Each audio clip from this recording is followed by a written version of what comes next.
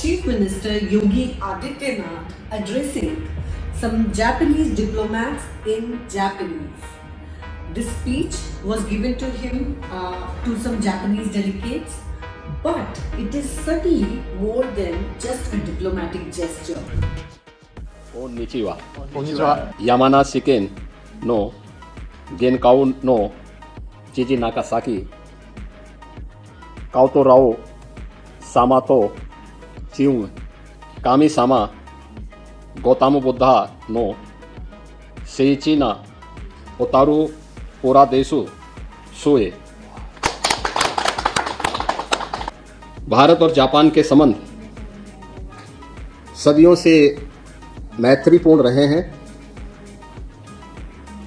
दोनों देशों के संबंध सहस्त्राब्दी से अधिक समय से रणनीतिक, सांस्कृतिक और वैश्विक सहभागिता की महत्वपूर्ण जड़ों से जुड़ी रही है।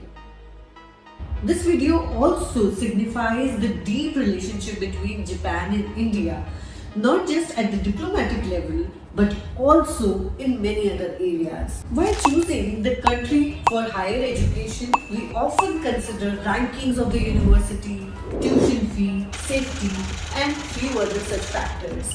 But there is a very important factor that we often dismiss, and that is the bilateral relationship of two countries. In the recent example, I want to bring to your notice how things have so drastically changed for students in Canada and also in the United States because of the policies of the government and also the diplomatic relationships going sour. So it just becomes more difficult for students who are studying there, and it can lead to a long-term impact that maybe is difficult for you to foresee right now. But in case of Japan and India, I want to bring some stories to you and help you understand how these two countries have decided to cooperate and collaborate in many sectors. You might ask, why it is important to have good bilateral relationships with the other country. But it can directly mean more academic opportunities and more employment opportunities. I will share some examples as we go ahead. Now I want to bring to your notice two MOUs that were recently signed between Japan and India. In this MOU, it was decided that they will cooperate economically with each other.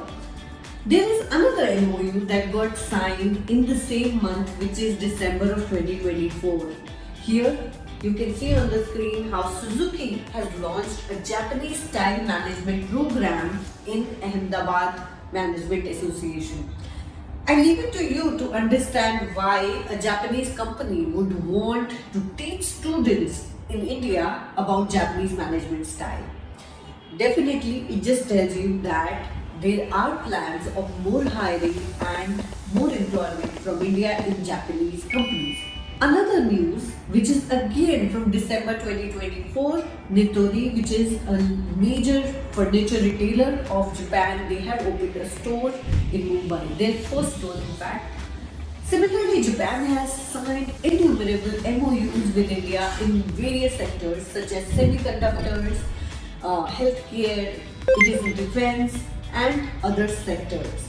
It directly means greater opportunities for students who are bilingual, who know Japanese, and it also means great deal of employment for students who will be studying in Japan. I hope this video helps you understand the shift in the policies of both the countries and helps you identify that there are greater opportunities coming your way if you are going to study in Japan and if you are going to study Japanese language. Please don't forget to share this video and to subscribe this channel.